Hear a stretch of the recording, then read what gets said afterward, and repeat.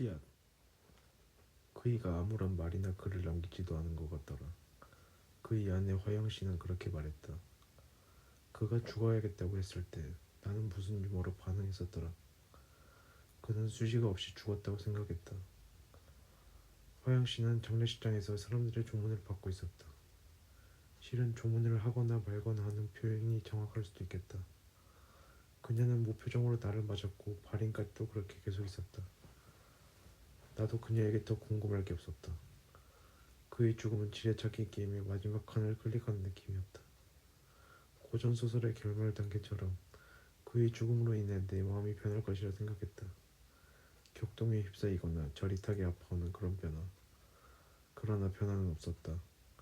있다면 변화 없는 변화라는 말장난 같은 것뿐이었다.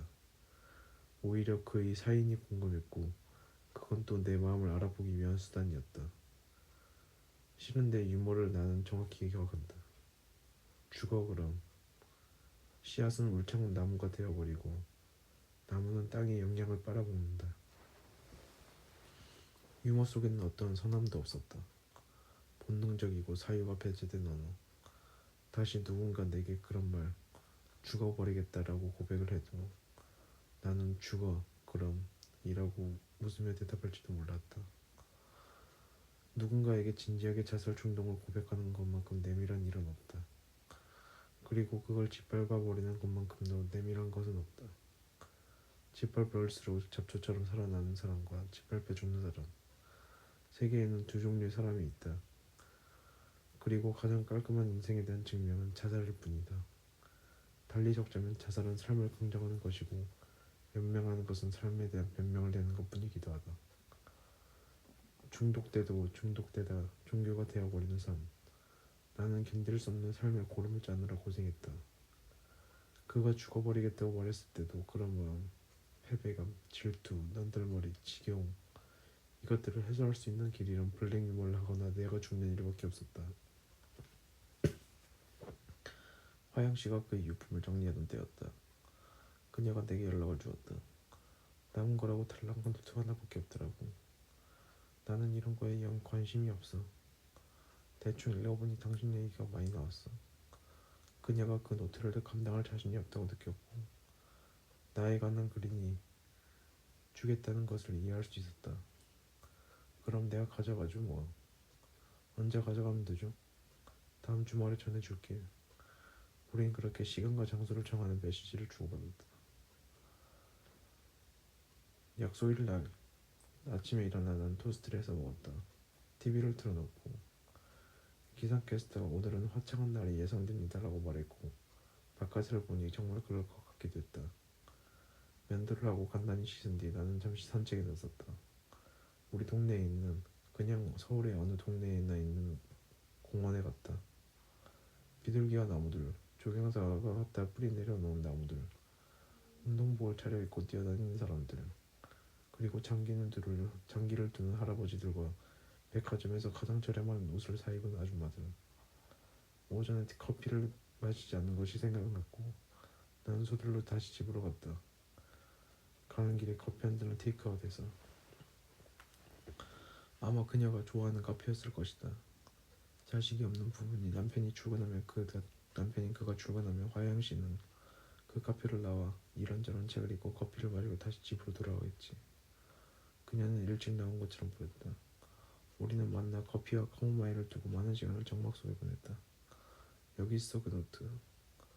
그녀는 문구점에서 팔 것 같지 않은 노트 하나를 내게 건넸다. 나는 그 자리에서 신문을 훑어보던 오늘은 무슨 기사가 있나 보는 사람처럼 읽었다. 하필 왜 내 이름을 군데군데 적었을까? 그는 어쩌면 그 자신밖에 관심이 없어 보였다. 생존과 생존으로 이어지는 삶, 전진했던 여러 음식점, 요리사로서 재능은 없었지만 밥벌이에는 게으르지 않았다. 그가 뭘 썼다 하니 나는 분명 그가 부지런하게 썼을 것이라 추측을 할 수 있었고 그건 틀리지 않았다. 우리는 카페에서 각자의 집으로 돌아갔다. 첫 일기. 원두과 낚시를 갔다 온 뒤에 이 노트를 적기 시작해야겠다고 생각했다. 우리는 낚시터에 온 한 아버지와 아들을 보았다. 아이가 울고 있었다. 낚시터에 뭐하러 남자는 아이를 데리러 왔을까? 나는 원욱에게 물었다. 원욱은 심심하니까 그랬겠지 라며 계속해서 찌가 흔들리나 안 흔들리나 쳐다보았다. 원욱은 내게 이어서 말했다. 애 엄마는 없네. 그게 뭐가 중요하다는 건가? 아니 중요할 수도 있을 것이다. 엄마가 없어 울 수도 있으니까. 그러나 그만큼 어려 보이진 않았다. 부모로부터의 분리과정은 평생에 걸쳐 일어난다고 책에서 읽은 적이 있긴 했다. 그래도 8살쯤 되어 보이는 아이가 우는 것은 마음의 동력을 일으켰다. 내가 8살 때 부모는 이혼을 했다. 나는 외할머니께 맡겨졌고 그 뒤로 간간히 아버지를 만났다. 어머니는 어디 대학 교수로 산다. 굳이 대학 교수라고 아버지는 단어를 사용했었다. 그랬었다. 24살쯤인가 어머니가 대학 교수로 살지 않는다는 느낌이 들었던 때가 있었다.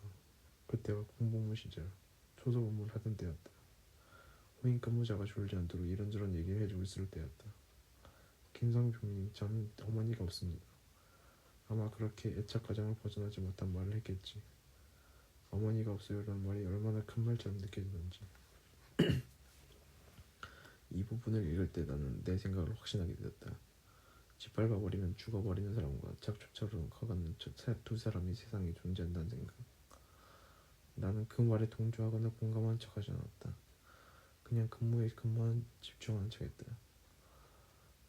내 어머니를 나는 무의식적으로 떠올렸다. 정을 끌어 말했으니 어머니는 이미 하늘나라는 단어처럼 대학 교수랑 같이 살고 있을 것이라고 마음 한편에 방치해놨을 것이다.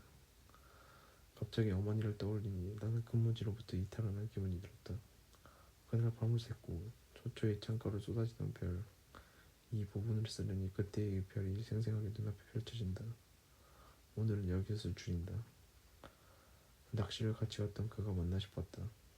그가 어렸을 때 외할머니의 손에서 키워졌다는 것 정도는 알고 있었지만 그의 어머니에 대한 기억을 죽을 때까지 하지 않으려 자랐다는 것이 조금 신기했다. 그 정도까지만 읽고 나는 하루에 한 개씩 읽는 것이 좋겠다는 생각을 했다. 그리고 헬스장에 가서 유산소 운동, 근력 운동을 좀 했다. 개인 트레이너가 나오지 않아 러닝을 시간 들여야 했다. 그가 죽었을 때 나는 마침 이직 준비 중이었다. 마음이 시끄러워 적절한 변명을 대가며 지인의 경조사에 가지 않았지만 그의 장례식에 간 것은 잘했다는 생각이 들었다.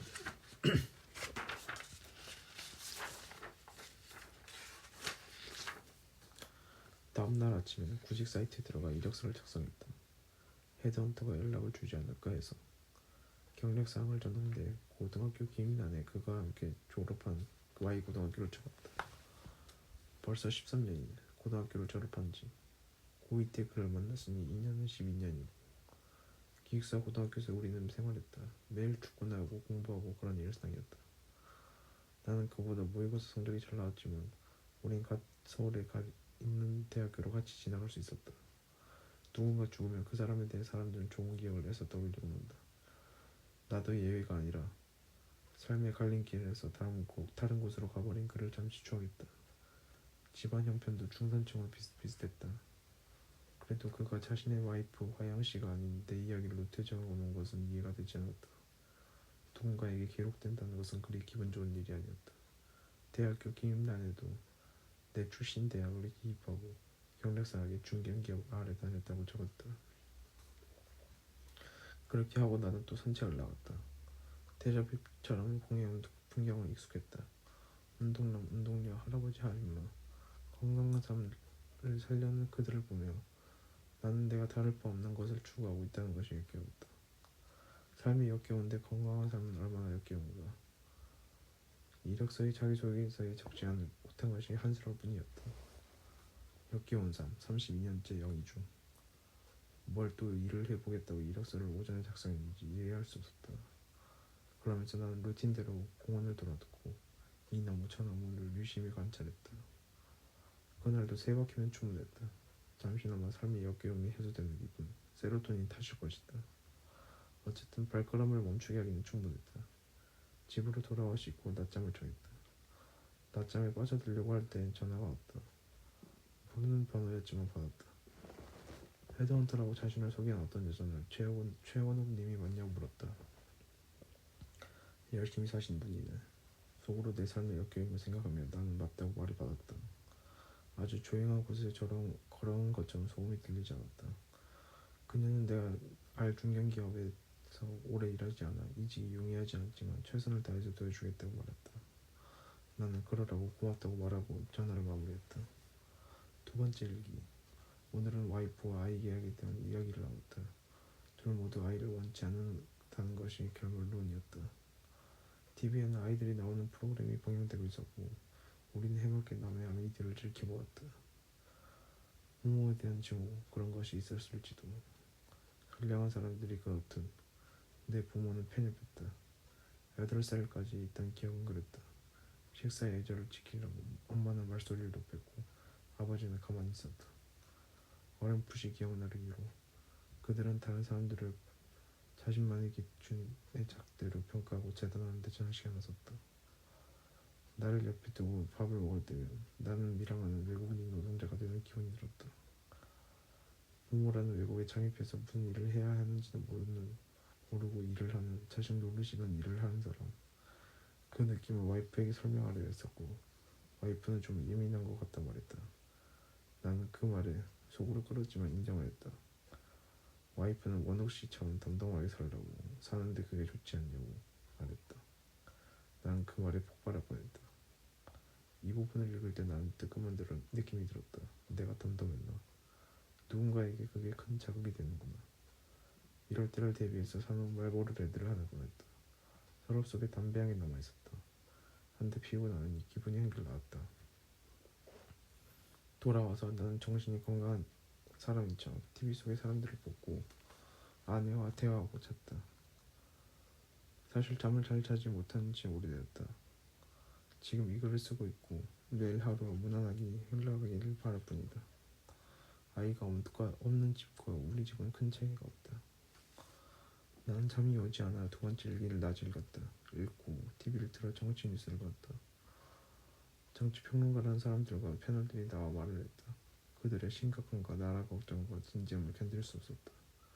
그게 그들에게 정말 중요한 것인가? 채널을 돌려 차라리 테니스 경기를 보는 것이 나았다. 그런데 화영 씨의 입에서도 내 얘기가 나온 것은 의외였다. 그리고 뭔가 찝찝했다. 그들 부부의 입에서 내 얘기가 오르락내리락 하는 것이. 나에게도 와이프가 있다면 그들 얘기를 할 것이다. 걔네 부부가 어떻다느니 저쩌느니 하는 얘기. 그리고 잠에 들면 잠이 솔솔 오겠지. 그런 잉여의 삶. 그와 하영 씨처럼 이세 계획을 하기도 하겠지. 와이프가 나를 닮은 아기가 세상에 나온다면 그 순간만큼은 행복하고 기쁠 것이다. 그래도 탄생 자기결정권 같은 것이 없는 것은 너무 불안리한 것이다. 그래서 그가 죽음을 택한 것인가? 태어나는 것은 마음대로 할 수 없지만 죽는 것은 선택할 수 있다. 그건 살아있는 사람들에게 뭔가 메시지를 던진다. 베르트의 효과적. 그러면 또 인간은 둘로 나눠지게 된다. 따라 죽는 자, 그래도 살아나는 자. 둘 중 누가 현명한 것인가? 어떤 것에도 과학이 의미 부여하는 것은 질색이다. 그런 생각을 하다 나는 맥주 한 캔을 닫고 요상한 꿈을 꿨다. 두 번째 일기를 읽은 날은 그렇게 거기까지. 나는 중독되고 있었다. 꿈을 해석할 겨를도 없이 일어난 아침에 그의 노트를 펼쳤다. 요상한 꿈을 꾼 아침에 요상한 것을 봐야 하니까. 산책을 갈까도 생각했지만 왠지 모르게 그날은 집에 틀에 박혀 있고만 싶은 아침이었다. 세 번째 일기. 오늘은 술을 한 잔을 원욱하 마셨다. 마시면서 나는 매너리즘에 빠져있다는 생각 혹은 슬럼프에 빠져있다는 생각을 했다. 신선한 자극을 원했다. 어쩌면 그래서 이 글을 계속 쓰는 것일지도 모른다. 음악을 듣고 사진을 찍고 와이프와 전시회 가지만 아무것도 나를 자극시키지 못했다. 깊은 자극, 솔직히 말해서 나는 강렬히 원한다. 그게 어떤 것인지 상상만 할 뿐. 이 부분을 읽을 때 나는 그가 죽음을 향해 달려가고 있다고 생각했고 그 순간에도 나는 왜 그에게 손을 뻗치지 않았을까라는 죄책감보다 이 노트에 빠져들고 있다는 생각이 들었다. 내가 그를 죽게 한 것은 아니지 않을까? 아니, 방관 언제? 자네를 방줬지? 그런 것이 내게 적용될 수 있을 것인가? 그런데 그 죄는 무슨 죄란 말인가? 나는 재미있는 유머가 생각났다. 모든 사람은 자네를 방조죄이다. 서서히 죽어감을 천천히 서로 방관하지 않는가. 새로운 삶을 살기를 원하는 것이겠지만 그게 어떤 것인지 전혀 느낌이 오진 않는다. 어머니를 찾아갈 일은 없겠지. 그건 내 인생에서 일어나지 않을 일이야. 그녀가 돌아온다면 나는 내 온 힘을 다해 내 목을 졸라 그녀가 내 죽음을 볼 수 있도록 할 것이다. 복수라는 감정에 휩싸이는 것보다 타인을 충격과 공포와 죄의식에 빠뜨리는 복수가 더 동일하다. 나는 내가 좀 격해졌다는 생각을 했다. 나는 그가 격해졌다는 것에 거리감을 느꼈다. 그리고 인간관계는 역시 거리감을 두고 지켜보는 것이 최선이라는 생각을 했다. 가정파탄이라는 부른 집에서 태어난 것이 나는 아무렇지도 않다고 생각했으나 내 안에 살인충동, 그것도 자살충동이 있으면 끔찍했다. 나도 끔찍했다. 역시 글쓰기라는 것은 위험한 것이다. 그건 무용하고 무익한 것이라고 생각했다. 시중에 파는 인문학 소설, 자기계발서 등의 책들은 얼마나 경멸스러운가. 그것들이 사람들에게 가르침을 준 다음에 공감하는 척하며 타인을 이해한다고 설파하는 것은 얼마나 가증스러운가. 나는 역시 살아있는 것은 이제 가증스러운 것이라고 타인까지 경멸하기에 이르렀다. 그 가운데 소설을 쓴 사람은 얼마나 역겨운가. 정면승부도 아니고 교묘히 타인인지 자신인지 알 수 없는 장르로 인생의 남달머리나는 감각을 일깨우고 있으니 차라리 음악을 하는 것이 낫다. 혼자 자기 만족을 위해 연주하며 다른 사람들도 즐겁게 해주니. 나는 나의 자살 충동을 마주하자 담배에 손을 대는 기분이 들었다. 언제 봤던 연쇄살인마는 살인의 쾌감을 이길 수 없어 자신을 죽였답니다. 생각은 하면 할수록 무서운 것이다. 오늘은 여기서 줄인다. 연쇄살인마라니. 나는 그가 좀 심하다는 생각을 했다. 생각이란 게 씨앗을 심는 것과 같아서 한번 심어주면 자라고 자라 주변의 양분을 빨아먹고 나무가 된다. 그 나무는 동물의 쉼터가 되기도 인간들의 산소를 공급해 주기도 한다. 그럼 그건 선한 것인가? 아니, 이 메커니즘은 필요와 같은 것인가? 생각해보니 유명인들의 자살은 생을 마감하곤 했다. 그리고 매스컴에서 떠들어대는 자살 방지의 언어들. 기실 가장 역겨운 것은 나일 뿐이다. 유명인들의 자살이 어떻다느니 매스컴이 어쩌다느니 하는 말을 변명처럼 늘어놓으며 생각에 매듭을 치지 못하고 있지 않은가. 자살을 분석하는 일만큼 어리석은 일이 없는데 나는 그걸 있었다. 그건 그냥 하는 거지. 거기에 분석들을 가져다 대는 것은 실로 멍청한 짓거리였다. 나도 모르게 나는 그에게 전염되고 있었다. 그가 내 이름을 적지 않는다면 이런 일은 일어나지도 않았을 것이다. 아침부터 죽음을 얘기하는 재수없는 일은 그만두고 나는 산책을 나가야겠다고 생각했고 일어나자마자 그의 죽음 노트를 읽은 것이 실로 불쾌했다. 커피를 한 잔 사 먹어야겠다고 바깥에 나가야겠다고 희미한 살아있으려는 의지가 발동했다. 지금 죽더라도 커피 한 잔을 먹고 죽어야 되지 않는가. 갑자기 나는 내 인생이 날파리 같다는 생각을 했다. 하루살이 같은 어떤 것들. 전염병이 퍼지면 모두가 마스크를 살 뿐이다. 나는 어디에다가 적고 싶었다. 전염병이 퍼지면 모두가 마스크를 쓰고 살 뿐이라던 문장을. 애써 나는 밝은 노래를 듣고 거울을 보며 내가 내게 웃어보였다. 그는 욕구 불만족이었다. 그래서 죽은 것이다. 나는 그렇게 사인이 간단하지 않음을 알고 있었다. 그는 어머니 때문에 죽은 것이 또 아니다. 하나의 이유는 될 수 있겠지만 그게 전부는 아니었을 것이다. 탐정단이고 일의 인과관계를 밝히려니 내가 기존에 하는 생각들과 충돌했다. 죽는 것은 그냥 하는 것이라고 생각하는 생각. 알고 보니 그냥 하는 것은 잠에 들 때 하는 부사였다. 그날도 나는 그냥 자버렸다. 일어나 보니 식물들도 그냥 자라고 있었다. 베란다 밖으로 보이는 아파트 조경을 심어놓은 조개들이 그랬다. 인위적으로 질서를 부여하고 배열하는 것은 프랑스 궁정에서 왕과 귀족들이 하던 행위라지. 나는 쓸데없는 지식을 상기했다. 보기 좋게 꾸미는 것은 인간들이 좋아한다. 조경은 한편으로 식물을 위한 일이기도 하니까 그리 일은 간단히 볼 것이 아니다. 갑자기 재미있는 일을 하고 싶어졌다. 나는 그의 조증이 전조라는 것을 알고 있었다. 그의 네 번째 일기를 펼쳤다.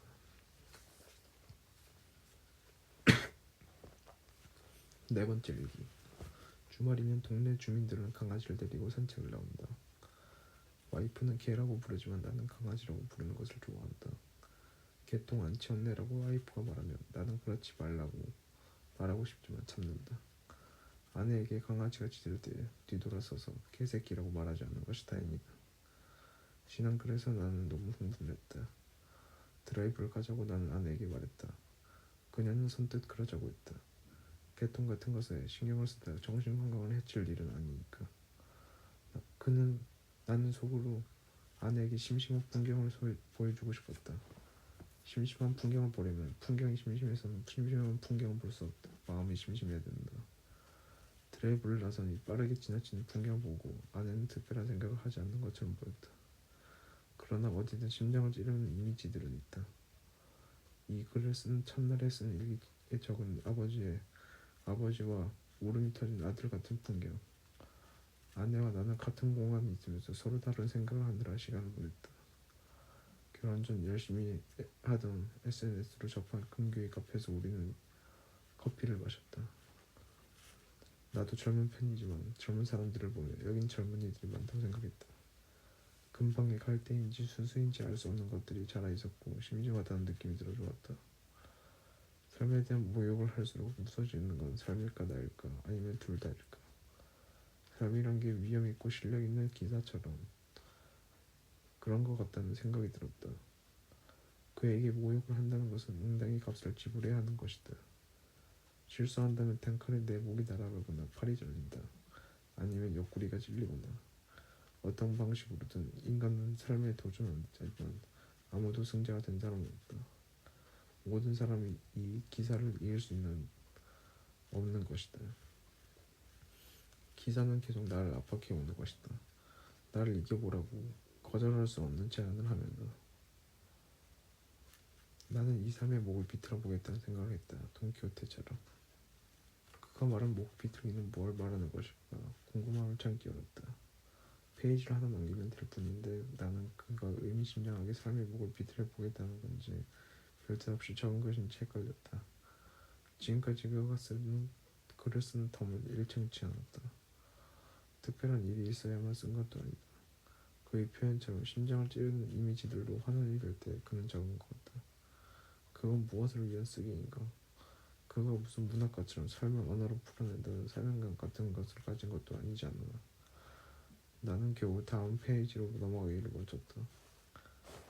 다행히 또 하나의 일기의 끝은 명확하게 구분되어 있었다. 나는 내 일상이 조금씩 부식되는 기분을 떨쳐버릴 수 없었다. 이직 준비 기간이라고 친구들을 만나고 지인의 경조사에도 가지 않았다. 산책이라도 자주 했지만 그가 던져놓은 덫에 걸린 기분이었다. 처음에 무슨 생각으로 덥석한 노트를 받았다고 하는 것인지 나 자신이 이해되지 않았다. 잠시 난 노트를 멀리해야겠다고 생각했다. 부모님 댁에도 다녀오고 친구를 만나면서 나를 보냈다. 부모님 댁에 가서는 저녁을 함께했다. 그의 표현처럼 밀항하는 내국인 노동자처럼 그런 표현이 자꾸 떠올라 제가 요즘 기분이 이상하다는 말을 하고 싶었다.